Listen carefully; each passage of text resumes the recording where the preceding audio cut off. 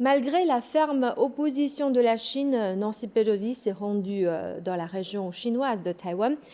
Il n'arrivera rien de bon à ceux qui jouent avec le feu. Ceux qui offensent la Chine devront être punis de façon inéluctable. C'est ce qu'a déclaré Wang Yi, le ministre chinois des Affaires étrangères. Et la Chine a en effet lancé une série de mesures en réponse à la provocation de Pelosi, à savoir des exercices militaires de grande envergure autour de l'île de Taïwan, des sanctions contre Pelosi et les membres de sa famille, des sanctions commerciales contre l'île et la suspension de la coopération entre la Chine et les États-Unis dans plusieurs domaines. Monsieur Bukapa, comment analysez-vous cet événement? C'est un événement qui concerne le monde entier. On ne peut pas dire que c'est un événement qui concerne la Chine et les États-Unis, parce que dans tout type de conflit, maintenant que le monde est considéré comme un village global, tout ce qui se passe dans une région du monde impactera d'une manière ou d'une autre le reste du monde. Je vous donne à titre d'exemple le conflit qu'on peut considérer comme limité entre la Russie et l'Ukraine a montré à quel point le monde est interdépendant sur les aspects sécuritaires, mais surtout économiques, ce qui a provoqué une grande crise économique mondiale qui a touché même les pays et les peuples éloignés qui n'ont en principe rien à voir avec ce conflit. Les pénuries, la famine et j'en passe. Partant de ce constat, je peux affirmer que nous sommes tous concernés par ce qui se passe dans le monde en tant que citoyens de ce monde et que cela nous regarde pleinement. Donc nous avons tous le droit de porter un jugement, de donner notre avis, parce qu'il est question de notre survie ou de la survie de toute l'humanité. Imaginez un conflit ouvert ou même limité entre la Chine et les USA, quelles conséquences il aurait sur le plan économique déjà. L'impact du conflit ukrainien, on peut dire qu'il a été entre 5 et 10% sur une échelle de 100. Un conflit avec la Chine, ce serait de l'ordre de 40 à 60%. Vous imaginez le drame qu'il y aura dans les économies mondiales. Donc, un conflit ouvert ou même limité entre la Chine et les USA aurait eu des conséquences autrement plus dramatiques pour l'ensemble de l'humanité. De ce point de vue, nous considérons que la défiance de Mme Pelosi à se rendre à Taïwan coûte que coûte était une provocation inutile et dangereuse, qui aurait pu ouvrir une nouvelle crise sécuritaire et économique mondiale sans commune mesure avec la crise actuelle en Ukraine et avec celle du Covid en plus. En voulant humilier la Chine, la défiance de Mme Pelosi a donné l'effet inverse.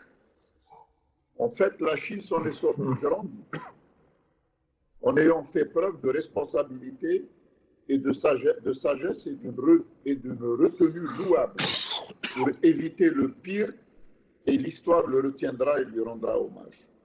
En effet, la Chine a réagi avec vigueur, certes, mais avec beaucoup de sagesse et avec beaucoup de modération, ce qui a quand même évité à chaud de déclencher un processus dangereux. On dit souvent qu'une provocation qui n'aboutit pas, elle finit en refroidissant par humilier et affaiblir son propre auteur. En ce sens, je pense que Mme Pelosi n'a pas réussi son défi. Elle aurait dû lire les œuvres du général Sun Tzu et du Confucius.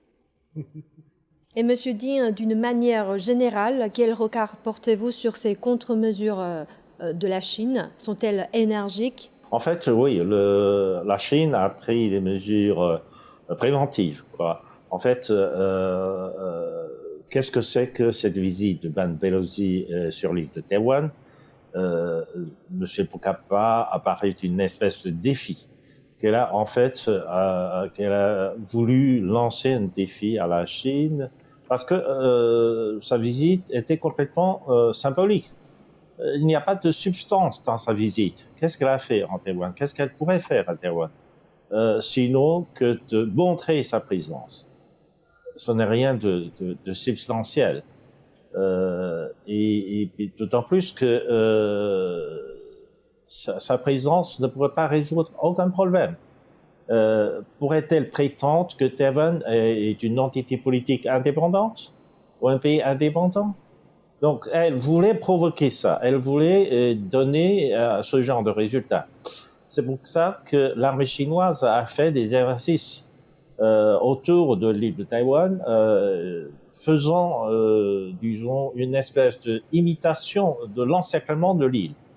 Mais finalement, je pense que le monde extérieur a vu la force et la détermination de l'armée chinoise de bloquer complètement l'île et de dissuader aucune intervention de l'extérieur. Mais en fait, je pense de ce point de vue, on a montré la capacité chinoise de bloquer tout ça, tout simplement. Mais on n'a pas mis tout ça, le blocage, en réalité, en pratique. On a montré sa force et ça s'arrête sûrement à une démonstration de la force. Bien sûr, par la suite, la Chine a pris des mesures de sanctions. Des mesures de sanctions, mais aussi des mesures de sanctions relativement restreintes encore, modérées, vis-à-vis des séparatistes de Taïwan, vis-à-vis des membres de famille de Pélosi, car les membres de famille de Pélosi ont des intérêts en Chine. Donc la Chine ne peut pas se permettre de voir ce genre de choses arriver, car Mme Pelosi, en défiant la Chine sur une question très délicate, si ses membres peuvent encore bénéficier des avantages réels du marché chinois, mais ce serait bien sûr une ironie. Donc la Chine ne peut pas permettre ce genre de choses de continuer.